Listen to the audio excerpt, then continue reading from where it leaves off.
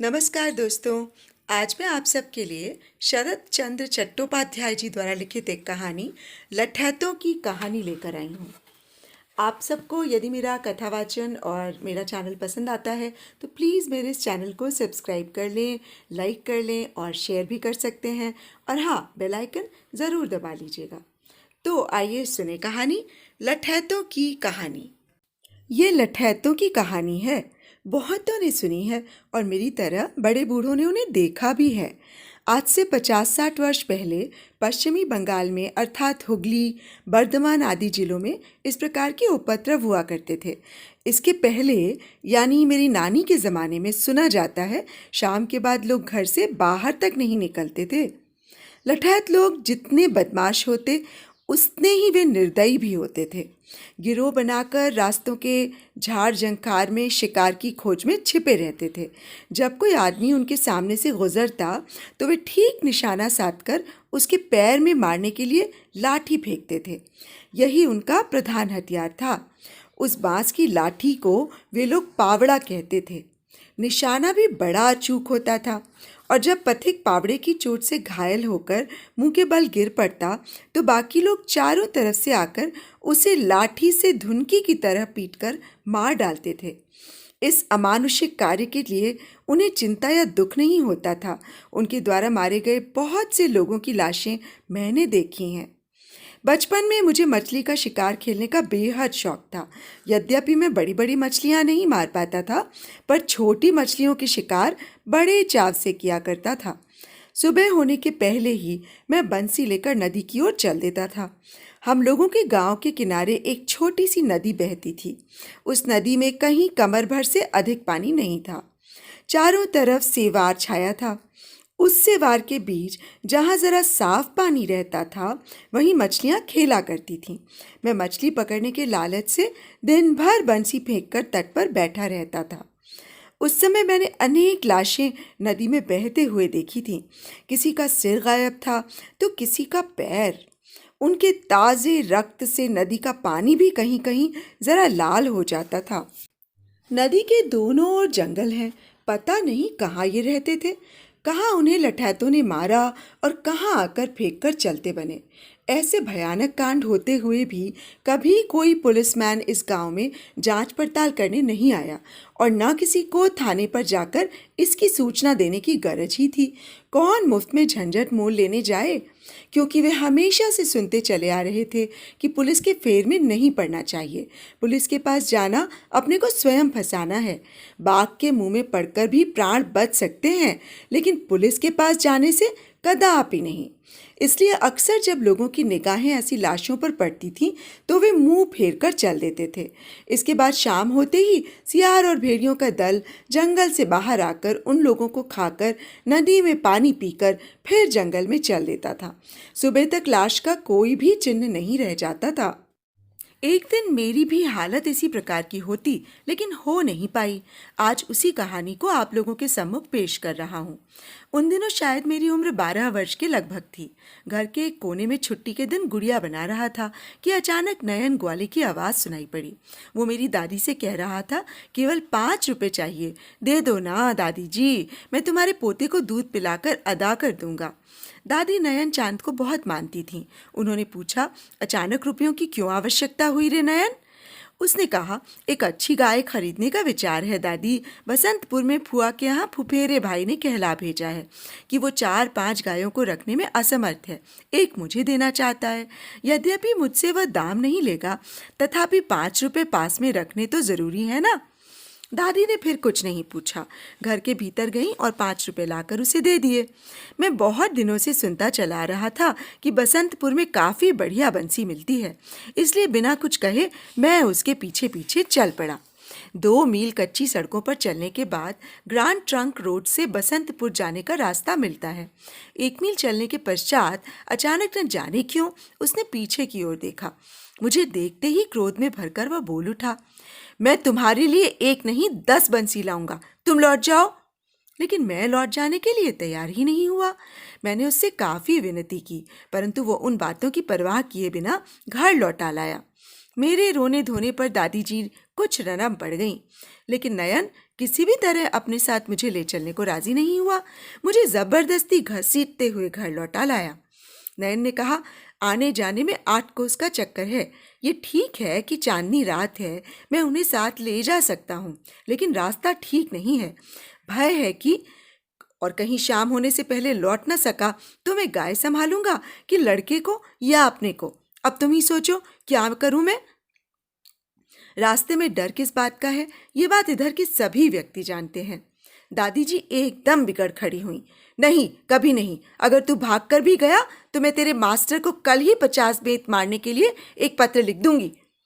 निरुपाय होकर मैं दूसरी तरकीब सोचने लगा।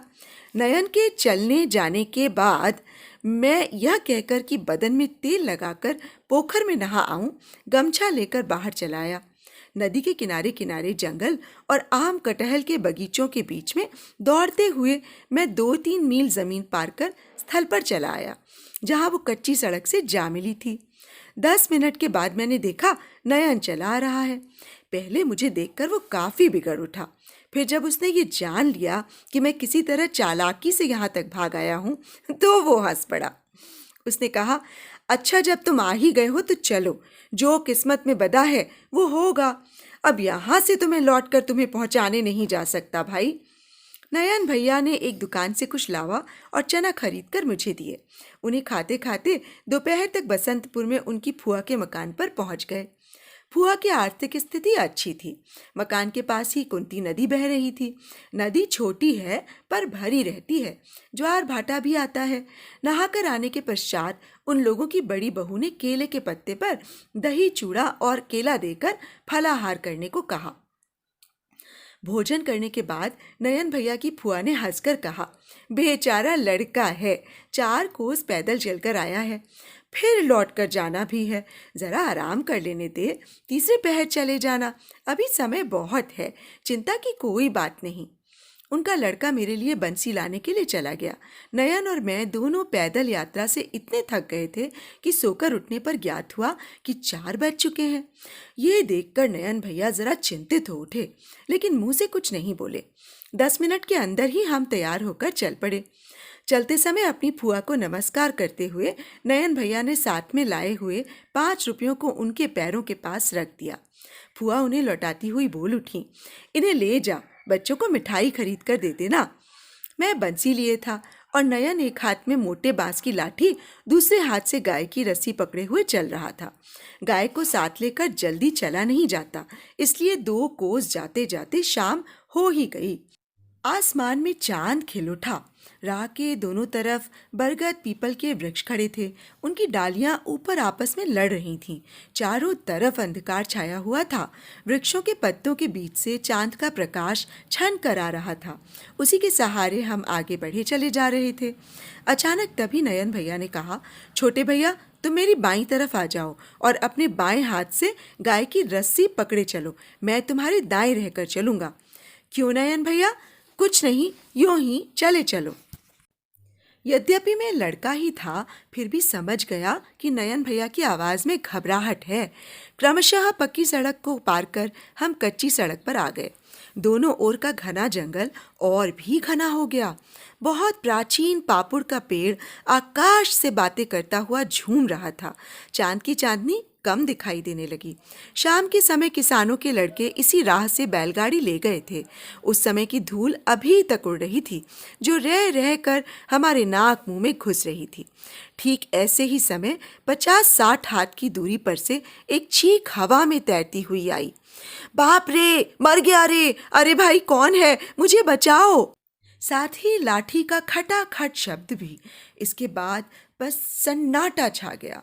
नयन भैया जरा रुककर खड़ा हो गया और बोला, बस खत्म हो गया। क्या खत्म हो गया नयन भैया? एक आदमी, कहकर उन्होंने कुछ देर खड़े होकर न जाने क्या सोचा। इसके बाद पुनः बोल उठा, चलो छोटे भैया, हम लोग जरा सावधानी से चलें। गाय के बाएं ओर नयन भैया और दाहिनी ओर मैं था। बचपन से सुनता आ रहा था, देखता भी आ रहा था, इसलिए सब कुछ समझ गया। अरे भाई, कोई है? ये शब्द अभी तक कानों में गूंज रहे थे। डरते डरते मैंने कहा, नयन भैया वो देखो सामने सब खड़े हैं, हम लोग कैसे जाएंगे? अगर मारेंगे तो? नहीं छोटे भैया, मेरे रहते तुम्हें कोई नहीं मार सकता। ये सब मामूली लठैत हैं, हम लोगों को देखते ही भागेंगे। ये सब बड़े डरपोक होते हैं। खैर हम लोग गाय को लेकर धीरे धीरे आगे बढ़ने लगे। भय से मेरा पैर बुरी तरह कांप रहा था, श्वास लेना मुश्किल हो गया था। पेड़ों की छाया, गर्द और अंधेरा होने के कारण कुछ दिखाई नहीं दे रहा था। 15-20 हाथ आगे बढ़ने पर हमने देखा कि 5-6 व्यक्ति दौड़कर पाकड़ की आड़ में जल्दी जल्दी जाकर छिप गए। अचानक नयन भैया खड़े होकर चिल्ला उठे। उफ, वो आवाज़ कितनी भयंकर थी। वो बोले, खबरदार, तुम लोगों को मैं चेताई देता हूँ, ब्राह्मण का लड़का साथ में है। अगर किसी ने भी पावड़ा फेंका तो किसी की खैर ना रहेगी। कोई यहाँ से जिंदा बचकर नहीं जा सकेगा, इसलिए सावधान किए दे रहा हूँ। प्रत्युत्तर में कोई जवाब नहीं मिला। कुछ दूर और बढ़ने पर हमने देखा एक व्यक्ति रास्ते में मुर्दे की तरह पड़ा है। चांद की हल्की चांदनी उसके बदन पर पड़ रही थी। नयन भैया ने झुककर उसे देखा और हाय हाय कर उठे।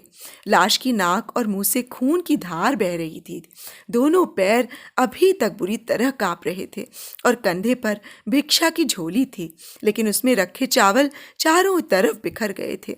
एक तारा जिसे बजाकर वह भीख मांगा करता था, लाठी की चोट से टूट कर दूर छिटक कर गिर गया था।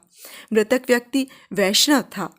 तभी नयन भैया खड़े हो और बोले, अरे नरक के कीड़ों, नारकियों, तुम लोगों ने मुफ्त में इसके प्राण ले लिए। तुम लोग आखिर ये सब क्या कर रहे हो? उनका क्षण भर पहले का भयानक कंठ करुणा से भर उठा, लेकिन उधर से कोई जवाब न आया। नयन के हृदय में वैष्णव की मौत का दुख इसलिए हुआ कि वो स्वयं भी वैष्णव ही था। उसके गले में तुलसी की मोटी माला थी, नाक पर तिलक और बदन पर रामनामी दुपट्टा। घर में वह एक मंदिर बनाकर महाप्रभु चैतन्य की मूर्ति की पूजा किया करता था। 1000 नाम जपने से पहले वो कभी भी जलपान नहीं करता था। बचपन में थोड़ा सा पढ़ लिख लिया था, इसलिए आज भी टाइपों में छपी रामायण का पाठ कर लेता था। दीपक के प्रकाश में वृक्ष के नीचे काफी रात गए आल्हा की तरह ऊंची आवाज से वो रामायण आदि का पाठ किया करता था। मांस नहीं खाता था। उम्मीद थी आगे चलकर मछली भी खाना बंद कर देगा। वो वैष्णव क्यों बना, उसका एक अलग इतिहास है। इसका उल्लेख यहाँ कर देना आवश्यक है। उस समय उनकी उम्र 40 के लगभग थी। इसके पहले जब उनकी उम्र 25 या 30 के लगभग थी, तब एक डकैती के मामले में गिरफ्तार होकर 1 साल तक जेल खाने की हवा भी खा आया था। मेरी दादी के फुफेरे भाई इस जिले के सबसे बड़े वकील थे। उनसे सिफारिश करवाकर तथा काफ़ी धन खर्च करके दादी जी ने उसे छुड़ाया। जेल से बाहर आते ही वो सीधा नवद्वीप चला गया और वहीं पर किसी एक सन्यासी जी से मंत्र वगैरह लेकर सिर मुड़ाकर उसका चेला बनकर लौटा। उसी दिन से वो नयन गोसाई के नाम से प्रसिद्ध हुआ। नयन जब भी मेरे घर आता था तब जमीन पर लेटकर दादी जी को साष्टांग प्रणाम करता। चूंकि विधवा ब्राह्मणी को स्पर्श करने का अधिकार नहीं है, इसलिए मेरी दादी किसी वृक्ष का एक पत्ता तोड़कर अपने पैरों से उसे छुआ कर देती थी और नयन उसे अपने सिराखों पर लगाकर कह उठता, दादी जी तुम मुझे आशीर्वाद दो कि अगले जन्म में मैं किसी अच्छे घराने में जन्म लूं, जिससे तुम्हारे पैरों की धूल हाथ से लेकर सिर पर लगा सकूं। दादी जी हंसकर कह उठी, मैं आशीर्वाद देती हूँ नयन, इस बार तू ब्राह्मण के घर जन्म लेगा। नयन की आंखों में हर्ष के आंसू छलछला उठते। तब वो कह उठता, इतनी आशा तो मैं नहीं करता दादी, मेरे पापों का अंत नहीं है। ये बात और कोई भले ही न जाने, पर तुम तो अच्छी तरह जानती हो, तुमसे मैंने कुछ छुपाया भी नहीं है। दादी विरोध में कह उठती, तेरा सब पाप कट गया है नयन, तेरी तरह भक्त और आस्तिक इस दुनिया में कितने हैं। अब इस चोले को मत बदलना, इसी से तेरी मुक्ति हो जाएगी। नयन अपने आंसुओं को पोंछता हुआ चल देता। तभी दादी पुकार कर कह उठती, देख कल जरा आकर ठाकुर जी का प्रसाद खा जाना, समझा, भूलना नहीं। हाँ, ये सब बातें स्वयं अपनी आंखों से न जाने कितनी बार देखी थी। इसलिए जिन वैष्णवों की वो जी जान से सेवा करता है, उनकी हत्या से वो बहुत दुखी और क्रोध से विचलित भी हो सकता था, इसमें संदेह नहीं। उसने कहा, निरी गोसाई भिक्षा मांगकर घर की ओर जा रहा था, उसे मारने से क्या लाभ हुआ, आखिर क्या मिला? यही ना 2-4 आने पैसे। जी चाहता है तुम लोगों को भी इसी तरह मार डालूं। इस बार पेड़ की आड़ में से जवाब आया, 2-4 आने पैसे कौन देता है? जा अपनी खैर मना, जो इस बार जीता जागता चला जा रहा है। अब रहने दे अपना उपदेश, भाग जा भाग। बात पूरी होने से पहले ही नयन भैया क्रोध से सिंह की तरह गरजते हुए बोल उठे, अच्छा तो ये बात है खमबख्त, कमीने, भाग जाऊं और तुम लोगों के डर से?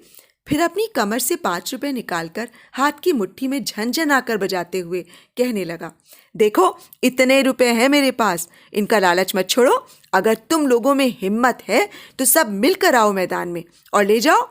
लेकिन एक बार फिर कहे देता हूँ, मेरे गुरुजी के लड़के के बदन पर अगर किसी की हवा भी लगी तो याद रखना, तुम लोगों को यमपुरी भेज कर ही अपने घर जाऊंगा। शैतानों का शत्रु नयन मैं हूँ, दूसरा कोई नहीं। जानता है मेरा नाम कि यूं ही लाठी लेकर कबाड़ियों की तरह भिखारियों को मारता फिरता रहता है हरामजादा, कुत्ते का बच्चा कमीना। इस तरह एक बारगी चारों तरफ सन्नाटा छा गया। 2 मिनट चुप रहने के बाद नयन भैया पुनः और कटु स्वर में बोल उठे, क्यों रे, कोई आ रहा है या यूं ही रुपए कमर में बांध कर ले जाऊं वापस? इस बार भी कोई जवाब नहीं मिला। रास्ते में कई बांस की लाठियां पड़ी थीं। उन्हें उठाकर कंधे पर रखते हुए नयन ने पुनः कहा, चलो छोटे भैया अब घर चलें, रात हो गई है। तुम्हारी दादी न जाने क्या सोचती होंगी। ये सब आदमी नहीं, कुत्ते की औलाद हैं, हमारा सामना ये कर ही नहीं सकते। अगर तुम स्वयं एक बंसी लेकर ही मारने दौड़ोगे ना तो सब भाग खड़े होंगे। अब तक मेरा भय दूर हो गया था। मैंने कहा, जाकर मारूं नयन भैया? नयन हंस पड़ा और बोला, रहने दो छोटे भैया, अब जरूरत नहीं है, कुत्ते की जात है, काट सकते हैं। पुनः हम आगे बढ़ने लगे। नयन चुप रहा। मेरे प्रश्नों का उत्तर केवल हाँ या ना के अलावा किसी प्रकार भी नहीं देता था।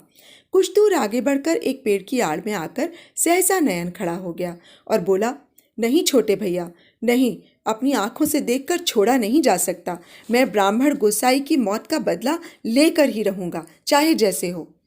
कैसे बदला लोगे भैया? अगर उनमें से एक भी किसी को पकड़ पाया तो हम दोनों मिलकर उसे खूब मारेंगे। मारने पीटने के लालच के कारण मैं प्रसन्नता से फूला न समाया। मुझे यह एक नवीन खेल सा लगा। लठैतों के संबंध में अनेक प्रकार की बातें सुना करता था। इस समय वे सब झूठ मालूम होने लगीं। नयन भैया ने आगे बढ़ने नहीं दिया, वरना एक लठैत को मैं अवश्य पकड़ लेता। आखिरकार हारकर मैंने कहा, नयन भैया, किसी एक को तुम जरूर पकड़ो, मैं अपनी इस बंसी से उसे खूब पीटूंगा। लेकिन अगर मेरी बंसी टूट गई तो? नयन ने फिर हंसकर कहा, बंसी की चोट से वो मरेगा नहीं रे, लो इस लाठी से उसे पीटना। ये कहकर उन्होंने एक बांस की लाठी मुझे देते हुए कहा, गाय को पकड़कर यहीं खड़े रहो छोटे भैया, मैं अभी 2-1 को पकड़ लाता हूँ, लेकिन चिल्लाहट या रोना धोना सुनकर डरना नहीं। हाँ, नहीं नहीं, मैं डरूंगा नहीं, लाठी मेरे हाथ में जो है। नयन राह से उठाई हुई बांस की लाठियां एक ओर रखकर एक मोटे बांस की लाठी लेकर बहुत आहिस्ते आहिस्ते झुककर एक ओर चला गया। लठैतों ने सोचा था कि हम चले गए हैं, इसलिए वे सब निश्चिंत होकर मृत गोसाई की झोली से पैसे आदि सब चीज़ों को तलाश कर रहे थे। अचानक एक लठैत की निगाह नयन पर पड़ी। वो चिल्ला उठा, यहाँ कौन खड़ा है? मैं नयन हूँ, उसी तरह खड़ा रह, अगर थोड़ा भी हिला तो मार डालूंगा। बात पूरी होने के पहले ही मुझे अनेक पैरों की आवाज़ सुनाई पड़ी। नयन ने चिल्लाकर कहा, एक को तो पकड़ लिया है छोटे भैया, बाकी भाग गए। इस शुभ संवाद को सुनकर मैं प्रसन्नता से उछलने लगा। उसी जगह से चिल्लाकर कहा, उसे यहाँ पकड़ लाओ नयन भैया, मैं स्वयं उसे पीटूंगा, तुम उसे मत मारना। नहीं भैया, तुम ही मारना। पुनः एक करुण ध्वनि सुनाई पड़ी। शायद नयन ने लाठी से कोंचा था। 2 मिनट के बाद देखा एक आदमी लंगड़ता हुआ आ रहा है। उसके पीछे नयन भैया हैं। पास आते ही उसने हाय मरा कहने के बाद रोते हुए खूब जोर से मेरा पैर पकड़ लिया। नयन ने उसके बालों को पकड़कर ऊपर उठाते हुए ठीक से खड़ा कर दिया। मैं उसकी शक्ल देखकर भयभीत हो उठा।